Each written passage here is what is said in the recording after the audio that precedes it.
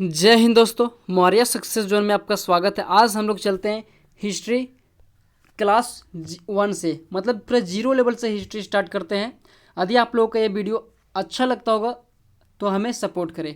आज हम लोग जीरो लेवल से, मतलब क्लास 1 से हम लोग स्टार्ट करते हैं। क्या चीज़ स्टार्ट करते हैं? हिस्ट्री। सबसे पहले हम लोग समझते हैं कि इतिहास होता है क्या। देखिए कि सबसे पहले आप लोग समझिए कि इतिहास ये होता है क्या। देखिए कि अतीत में घटे महत्वपूर्ण, देखिए अतीत में घटे महत्वपूर्ण घटनाओं के संग्रह को क्या बोलते हैं? इतिहास बोलते हैं। फिर से एक बार हो सके तो आप लोग मेरी वॉइस जो आप लोग पास पहुंच रही होगी तो आप लोग कृपया करके इसे नोट कर ले या फिर एक नोट बनाते चले तो आपके लिए बेहतर होगा, प्लस में याद होते रहेगा।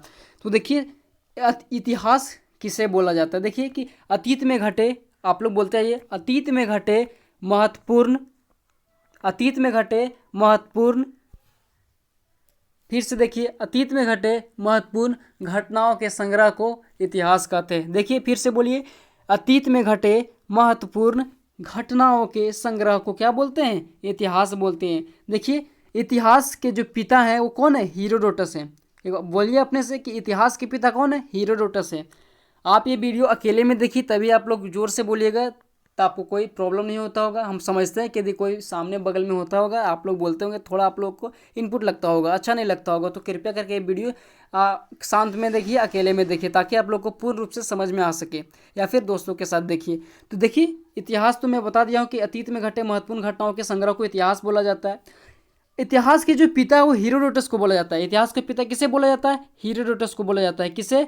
हीरोडोटस को। चलिए हम इसको मिटा देते हैं। यहाँ पे देखिए ध्यान से, इतिहास देखिए, इतिहास किसे कहते हैं? अतीत में घटे। फिर से बोल रहा हूँ, बार बार बोल रहा हूँ ताकि आप लोग को दिमाग में घुस जाए। देखिए इतिहास क्या है? अतीत में घटे महत्वपूर्ण घटनाओं के संग्रह को इतिहास बोलते हैं। आप लोग बोलिए या फिर नोट कर लीजिए। अब इतिहास के जो पिता हैं इसे हीरोडोटस को बोलते हैं। इतिहास के पिता किसे बोलते हैं? हीरोडोटस को। किसे बोला जाता है? हीरोडोटस को। इतिहास के पिता किसे बोला जाता है? हीरोडोटस को। और इसके जो पिता है हीरोडोटस, हीरोडोटस का एक प्रमुख पुस्तक का नाम है क्या? इसका बुक्स का नाम है हिस्टोरिका। हीरोडोटस के प्रमुख पुस्तक का नाम क्या है? हिस्टोरिका। हीरोडोटस के प्रमुख पुस्तक का नाम है हिस्टोरिका।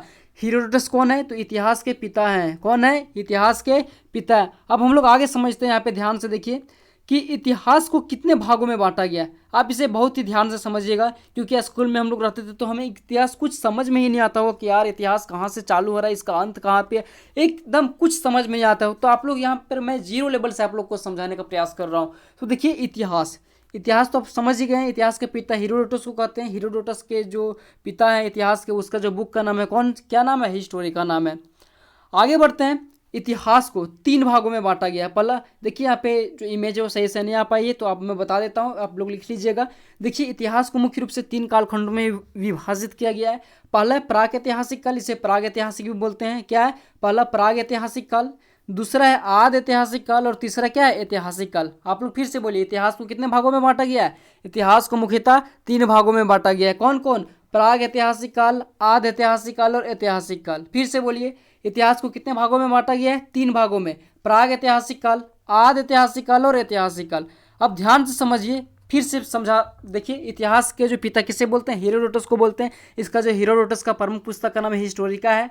इतिहास को मुख्य रूप से 3 कालखंडों में विभाजित किया जाता है। प्राग ऐतिहासिक काल, आद ऐतिहासिक काल और ऐतिहासिक काल में। आगे हम लोग समझते हैं। देखिए कि प्राग ऐतिहासिक काल को अब कितने भागों में बांटते हैं। देखिए प्राग ऐतिहासिक काल को मुख्यतः 4 भागों में या 3 भागों में बांटा जाता है। देखिए प्राग ऐतिहासिक काल को कितने भागों में बांटा गया? 3 भागों में। पूरा पाषाण काल, मध्य पाषाण काल और नवपाषाण काल। लेकिन जब तांबे की खोज हुई तो उसे ताम्र पाषाण काल के नाम से भी जाना जाता है। तो ध्यान से समझिए, इतिहास को कितने भागों में बांटा गया? इतिहास को 3 भागों में बांटा गया। प्राग ऐतिहासिक काल, आद ऐतिहासिक काल, ऐतिहासिक काल। अब प्राग ऐतिहासिक काल को कितने भागों में बांटा गया? देखिए पूरा पाषाण काल, मध्य पाषाण काल, नवपाषाण काल और ताम्र पाषाण काल। आप इसे ध्यान में रखिए। अब देखिए प्रागैतिहासिक काल में क्या पढ़ना है, मतलब हमें क्या पढ़ना है, मैं अभी ट्रेलर दिखा रहा हूँ, सिर्फ ट्रेलर भी देखिए। अभी मैं आप लोग को नोट वगैरह सब दूंगा, आप लोग पहले अभी कुछ नहीं करना, सिर्फ समझना है। पूरा आसान है, कृपया करके आप इसे ध्यान से देखिए। देखिए इतिहास को 3 भागों में बांटा गया है। प्रागैतिहासिक काल, आद ऐतिहासिक काल और ऐतिहासिक काल। अब प्रागैतिहासिक काल को कितने भागों में बांटा गया? 4 भागों में। पूरा पाषाण काल, मध्य पाषाण काल, नवपाषाण काल, ताम्र पाषाण काल। फिर से बोलिए, प्राग ऐतिहासिक काल को कितने भागों में बांटा गया है? 3 भागों में। पुरापाषाण काल, मध्यपाषाण काल, नवपाषाण काल और ताम्रपाषाण काल।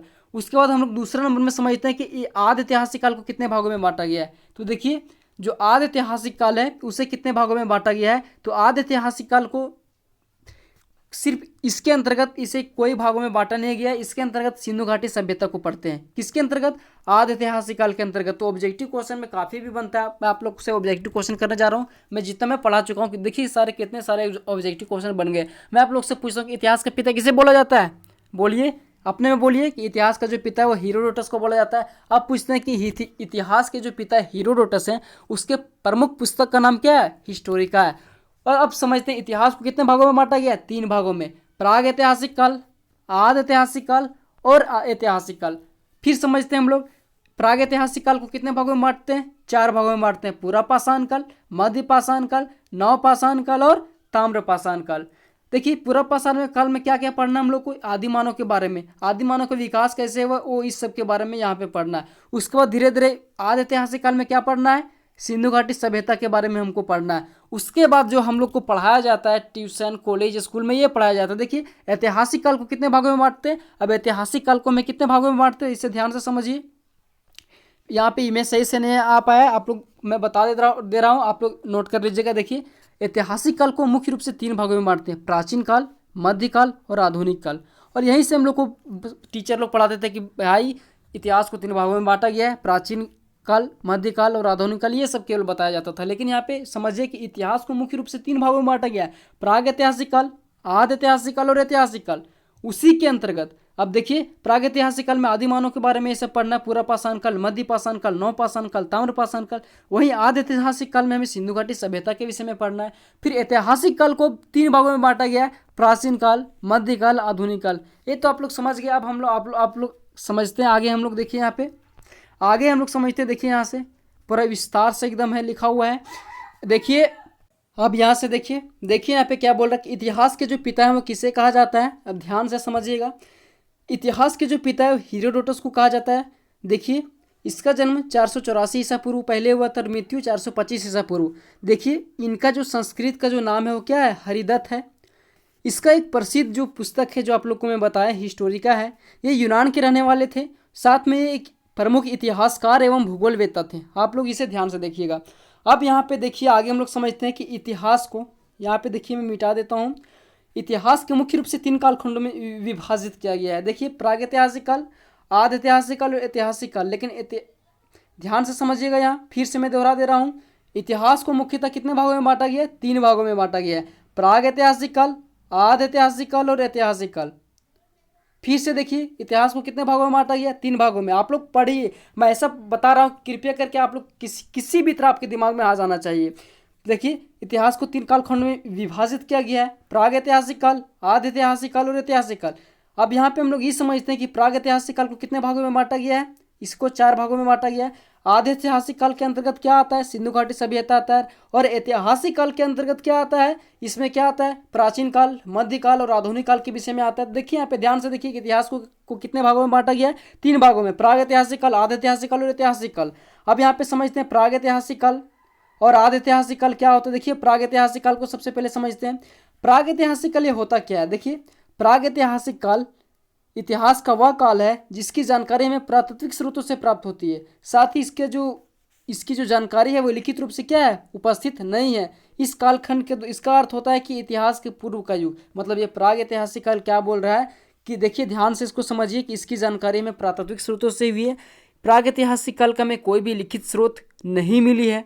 साथ ही मैं बता दूं कि यहाँ के इसका जो अर्थ होता है, प्राग ऐतिहासिक काल का अर्थ होता है इतिहास के पूर्व का युग जिसमें मानव पूर्ण रूप से जानवर के ही समान थे। तो यहाँ पे देखिए अब इस प्राग ऐतिहासिक काल को कितने भागों में बांटा गया है? 3 भागों में बांटा गया है। कौन कौन? पुरापाषाण काल, मध्यपाषाण काल, नवपाषाण काल। नवपाषाण को क्या बोला जाता है? कांस्य युगीन काल भी बोला जाता है। यहाँ पे ध्यान से समझिए। देखिए प्राग ऐतिहासिक काल को कितने भागों में बांटा गया है?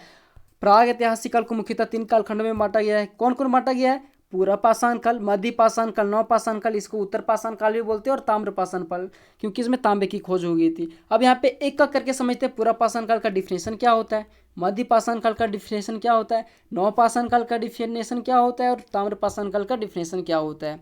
इसे आप ध्यान से देखिए। फिर से मैं दोहरा दे रहा हूँ, देखिए इतिहास को कितने भागों में बांटा गया, 3 भागों में बांटा गया है, प्राग ऐतिहासिक काल, आदि ऐतिहासिक काल और ऐतिहासिक काल। अब उसी प्राग ऐतिहासिक काल को फिर कितने भागों में डिवाइड कर दिया गया है, 4 भागों में, पूरा पाषाण काल, मध्य पाषाण काल, नवपाषाण काल। और नवपाषाण के बाद जो तांबे की खोज होगी तो क्या इसका नाम पड़ गया, ताम्रपाषाण काल। अब देखते पूरा पाषाण काल का डिफिनेशन क्या होता है, देखिए ध्यान से, ये जो पूरा पाषाण काल है वह ध्यान से इसको देखिए कि 25 लाख ईसा पूर्व से प्रारंभ होकर ये 12,000 ईसा पूर्व तक चला था। कौन, पूरा पाषाण काल।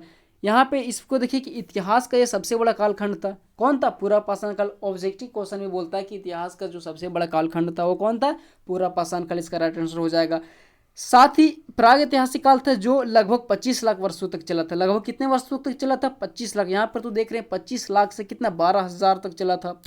इस काल में मानव पूर्ण रूप से किसके समान था, जानवर के समान था। मानव किसके समान था, जानवर के समान। तो यहाँ पे देखिए कि इसी काल के दौरान, देखिए इसी काल के दौरान मानव को सबसे पहले उत्पत्ति फिरका में माना जाता है। किस काल में, पूरा पाषाण काल में जो मानव की उत्पत्ति है किसको माना जाता है, और फिरका को माना जाता है। इसलिए इसे क्या बोलते हैं, मानव जाति का पालना भी बोलते हैं। ऑब्जेक्टिव क्वेश्चन बनता है, क्या बनता है कि मानव जाति का पालना किस महाद्वीप को कहते हैं, तो इसका राइट आंसर हो जाएगा अफ्रीका महाद्वीप को बोला जाता है।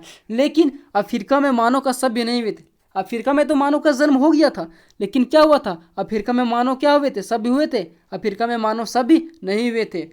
कब सभ्य जो है वो मध्य एशिया में हुए थे। तो यहाँ पे देखिए कि मानव सभ्य का पालना, देखिए यहाँ पे क्वेश्चन को ध्यान से समझिए कि मानव जाति का पालना किसको बोलते हैं, अफ्रीका बोलते हैं। लेकिन सभ्य मानव पूछेगा, सभ्य मानव का पालना किसे बोलते हैं, तो इसका आंसर हो जाएगा मध्य एशिया। आगे हम लोग समझते हैं, इस काल में मानव पूर्ण रूप से खाना बदोश था। खाना बदोश का अर्थ होता है किसी भी प्रकार से भोजन मिलना या पेट भरना होता है। इसे खाद्य संग्रह बोलते हैं। खाद्य संग्रह अर्थात कि भोजन की तलाश में एक स्थान से दूसरे स्थान पर भटकते रहते थे। इसे आखेट द्वारा, इसका मुख्य जो भोजन का जो स्रोत था वो आखेट था, और जो वनों का जो कंदमूल था वही था। कौन, पूरा पाषाण काल में जो आदि मानव था उन लोग का। तो पूरा पाषाण में जो आदि मानव किसके समान था, पूर्ण रूप से जानवर के समान था। उसके बाद देखिए पूरा पाषाण काल में ध्यान से समझिए कि पूरा पाषाण काल के दौरान क्या हुआ था, आग की खोज हुई थी। क्वेश्चन पूछेगा कि पूरा पाषाण काल में क्या हुआ था, आग का खोज हुआ था। क्वेश्चन घुमा के पूछेगा कि आग का खोज किस काल में हुआ, तो इसका राइट आंसर क्या हो जाएगा, पूरा पाषाण काल में। देखिए हम लोग जो पढ़ रहे हैं वो पूरा पाषाण के काल का वर्णन पढ़ रहे हैं। आप लोग को फिर से मैं बता दे रहा हूँ कि इतिहास को 3 भागों में बांटा गया है। इतिहास को 3 भागों में बांटा गया है, प्राग ऐतिहासिक काल, आदि ऐतिहासिक काल और ऐतिहासिक काल। फिर वही प्राग ऐतिहासिक काल को फिर 3 भागों में बांटा गया है, पूरा पाषाण काल, नवपाषाण काल और पूरा पाषाण काल, मध्य पाषाण काल और नवपाषाण काल। इसे आप ध्यान में रखिएगा।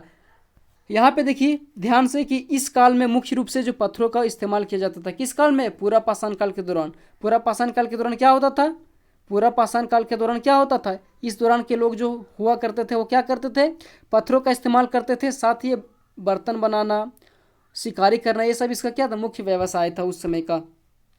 उसके बाद तो पूरा पाषाण काल आप लोग देख लिए हैं। अब हम लोग चलते हैं मध्य पाषाण काल की ओर। किसकी ओर, मध्य पाषाण काल की ओर। मध्य पाषाण काल देखिए 12,000 से 5,000 ईसा पूर्व के बीच हुआ था। देखिए इसमें देखिए मुख्य रूप से जो हिंदू धर्म में 16 संस्कार होते हैं, जैसे कि इस 16 संस्कार का मतलब का कहने का मतलब क्या होता है कि जब कोई व्यक्ति जन्म लेता है तो वो भी एक संस्कार है।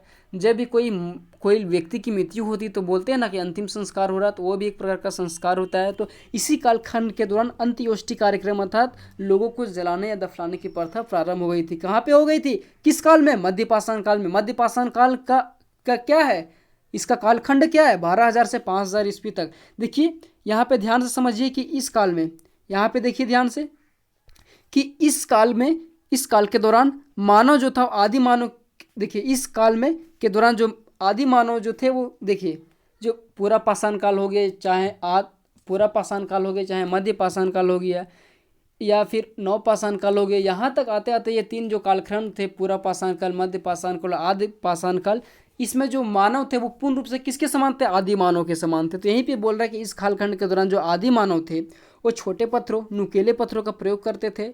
साथ ही इसमें शिकार करना काफ़ी आसान होता था, क्योंकि देखिए कि पहले पकड़ना तो जानवर को लगभग ना के ही बराबर होता है। तो उससे क्या करते हैं, शिकारी करने के लिए एक डंडे पर क्या, उसके शीर्ष भाग पर, एक डंडे के शीर्ष भाग पर क्या बांध दिया जाता था, नुकीले पत्थर। उसके माध्यम से क्या किया जाता था, शिकार किया जाता था, आखेट किया जाता था। अब इसी देखिए यहाँ पे ध्यान से देखिए कि पशुपालन का जो प्रमाण मिला था वो कहाँ पे मिला था, अवस्थित ढंग से। देखिए ये सब जो है ये सब मत देखिए, यहाँ पे ये सब हम लोग आगे आप लोग को पढ़ाएंगे। आगे हम लोग समझते हैं। देखिए अब कृषि के आधार पर देखिए ध्यान से, कृषि के आधार पर नवपाषाण का नींव पड़ी। देखिए सबसे पहले पूरा पाषाण काल था, जो मानव था उसकी उत्पत्ति पूरा पाषाण काल में अफ्रीका में हो गई थी। लेकिन धीरे धीरे मानव जो था वो मध्य अफ्रीका एशिया में जाकर क्या हुआ था, सभ्य हुआ था। अब धीरे धीरे मानव जब सभ्य होना प्रारंभ हुआ था तो फिर मध्य पाषाण काल में प्रवेश किया। मध्य पाषाण काल में लोग क्या करते थे, जलाने या दफनाने का प्रथा प्रारंभ हुआ था। अब आप लोग से मैं क्वेश्चन पूछता हूँ कि आग की खोज किस काल में हुई, तो आग की खोज पूरा पाषाण काल में हुई। लेकिन दफनाने और जलाने की जो प्रथा थी वो किस काल में प्रारंभ हुई, तो ये मध्य पाषाण काल में हुई थी। अब देखिए मध्य पाषाण में धीरे धीरे जब लोग क्या हुए थे, धीरे धीरे लोग विकसित होना प्रारंभ हो गए थे, तो खेती करना प्रारंभ कर दिए थे। किसमें, मध्य पाषाण काल में। तो मध्य पाषाण के आधार पर किसके नींव पड़ा, नवपाषाण काल का नींव रखा गया। नवपाषाण काल देखिए ये 5000 से 3000 ईसा पूर्व के मध्य इसका कालखंड है। देखिए इसके दौरान अफ्रीका में मध्य एशिया दो खानाबदोश आपस में लड़ाई छिड़ गई। देखिए ध्यान से समझिएगा। देखिए उत्तर पाषाण काल, इसी को नवपाषाण काल भी बोलते हैं, इसी को उत्तर पाषाण काल भी बोलते हैं। इसका कालखंड 5000 से 3000 ईस्वी के बीच में था।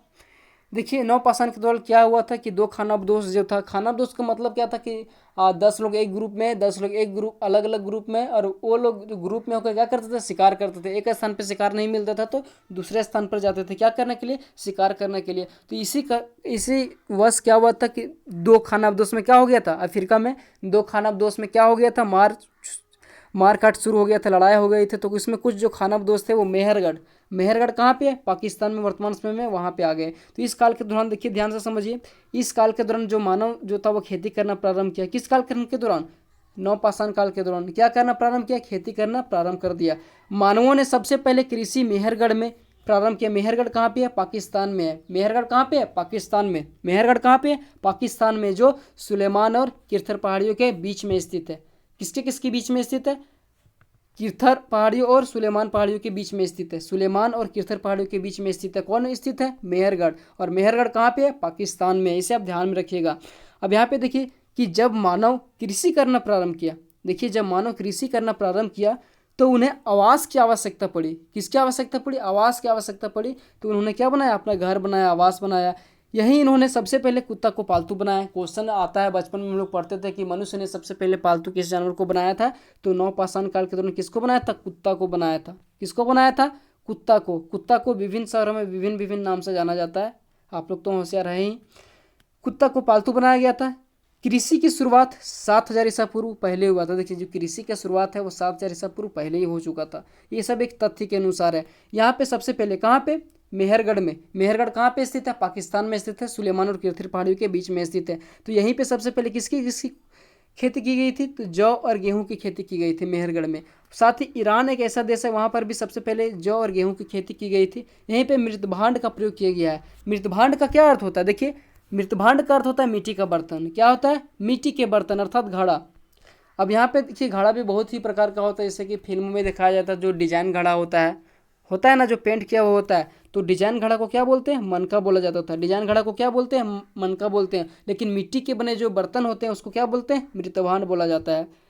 अब यहाँ पे समझते हैं कि नवपाषाण काल में ही पहिया की खोज की गई। यहाँ पे देखिए नवपाषाण काल के दौरान किसकी खोज की गई, पहिया की खोज हुई थी। इसी काल में होमोसेपियंस की शुरुआत हुई थी। किसकी शुरुआत हुई थी, होमोसेपियंस की शुरुआत हुई थी। देखिए बोलते हैं ना कि मनुष्य का वैज्ञानिक नाम क्या है, तो सब बोलते हैं होमोसेपियंस। तो होमोसेपियंस की शुरुआत कहाँ से हुई थी, नवपाषाण काल में हुई थी। और नवपाषाण काल के दौरान ही पहिया की खोज की गई थी। अब हम आप लोग से क्वेश्चन पूछते हैं कि पहिया की खोज कब हुई थी, किस काल में, नवपाषाण काल में। जो मानव जो था वो सर्वप्रथम किस जानवर को पालतू बनाया था, तो वो किसको पालतू बनाया था, तो कुत्ता को पालतू बनाया था। किस कालखंड में बनाया था, तो नवपाषाण कालखंड में बनाया था। आप लोग हो सके तो आप लोग नोट कर लीजिएगा, मेरी आवाज़ आप लोग तक पहुंच रही होगी। तो साथ ही अब हम लोग आपसे क्वेश्चन पूछते हैं कि इतिहास के पिता किसे बोलते हैं, हेरोडोटस को। किसे बोलते हैं, हेरोडोटस को। हेरोडोटस जो इतिहास के पिता है उसका एक प्रमुख पुस्तक है हिस्टोरिका है। कौन है, हिस्टोरिका। अब हम आप लोग से प्रश्न पूछते हैं कि मनुष्य ने आग का खोज किस कालखंड के दौरान किया, आंसर दीजिए, किस कालखंड के दौरान किया। इसका राइट आंसर हो जाएगा पूरा पाषाण, जो आप लोग को मैं पढ़ा चुका हूँ। आई होप आप लोग को यह वीडियो अच्छा लगा होगा। मिलते हैं नेक्स्ट क्लास में। यदि आप लोग को अच्छा, मैं पहली बार यूट्यूब में वीडियो अपलोड कर रहा हूँ, यदि आप लोग का ये मेरा वीडियो अच्छा लगा होगा तो कृपया हमें सपोर्ट करें। धन्यवाद।